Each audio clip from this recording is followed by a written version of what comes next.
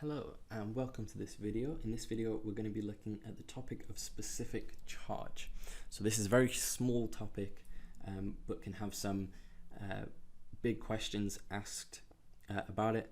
They can get pretty mathsy but they're not too difficult. So what specific charge is? So a specific charge is one of the very few equations that aren't actually on your formula sheet, but because of the way specific charge is named, you can always figure out what the formula is.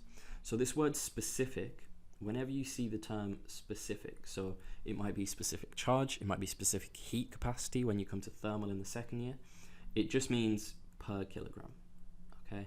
So we have the charge of something per the mass of that thing, okay? So it's basically a measure of it's specifically for this amount of stuff. Okay, so because of this, it means that specific charge must be the charge of something per unit mass.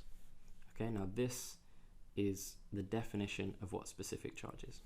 Now, a lot of people will probably say there's no point in specific charge, because if we already know the charge and the mass, why do we have to know the ratio between the two of them? And it's essentially basically because we could calculate specific charge, we could measure the specific charge, or sometimes called the charge to mass ratio. So sometimes called the charge to mass ratio. We could measure this long before we could measure the charge or the mass of protons and electrons, or even neutrons, although it wouldn't be able to measure the charge. And so this is actually a lot easier to measure, and so we can use this. If we know a specific value for it, we can just test it against different things. What they're going to ask you to do with specific charge is always just to calculate specific charges of different things. So you can be asked to calculate the specific charge of specific nuclei, maybe look at specific ions, and you should also be able to work out the specific charge of nucleons, although these values, okay, so I'll put a star next to this because these values of specific charge of the nucleons are in your, I should put and electrons really, because electrons aren't nucleons. And nucleons should just be protons, since you can't have a specific charge of a neutron.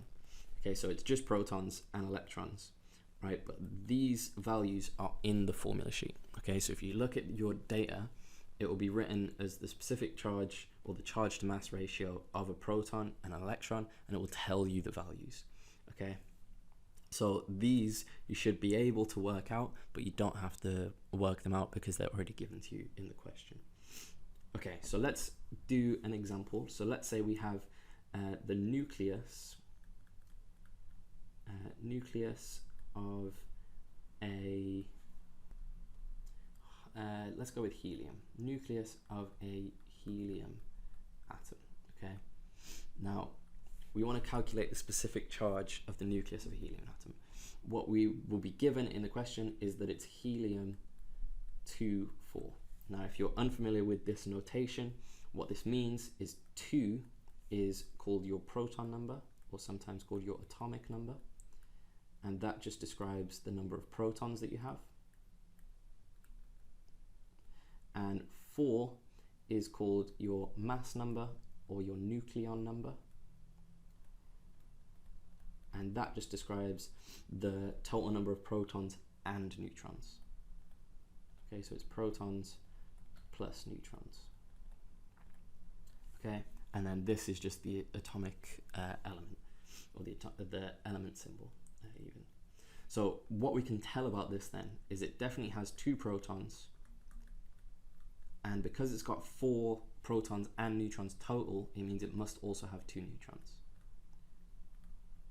Okay, now from this, if we wanted to calculate the specific charge, that means that the specific charge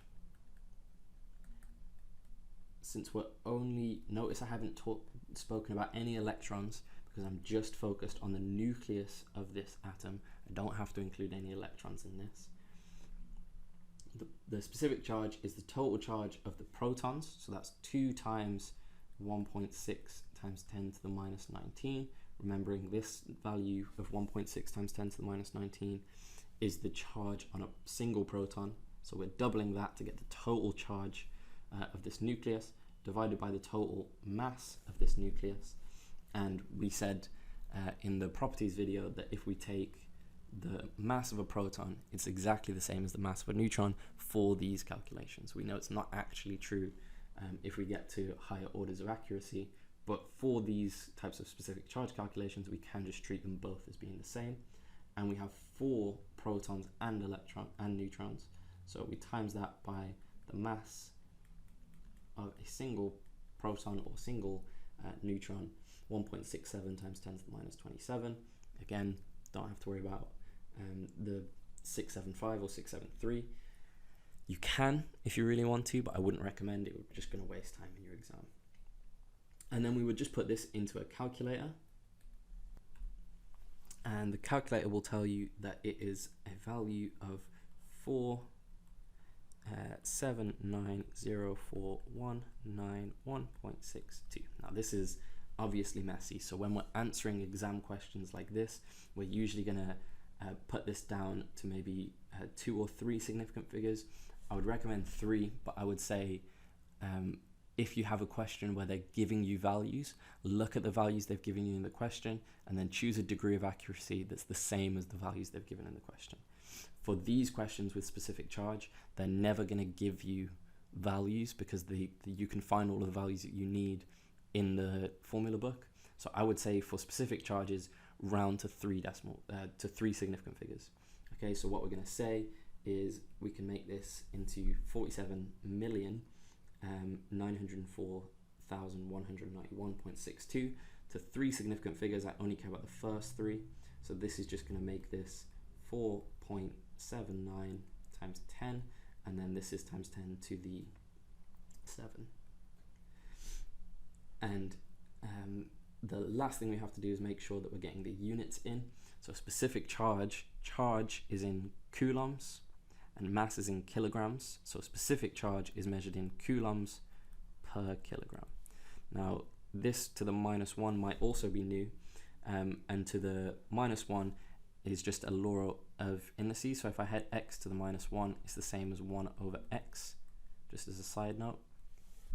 Right, so if I say something per kilogram, or even like meters per second, is now just going to become meters seconds to the minus 1. It's a lot easier to write, and it will make more complicated units that you'll get to much easier. So remember, always, it's very common for them to ask you to write the units of specific charge. So just remember, you can always work it out from knowing the equation, and that means that the specific charge of a nucleus of helium is always going to be 4.79 times 10 to the 7 coulombs per kilogram.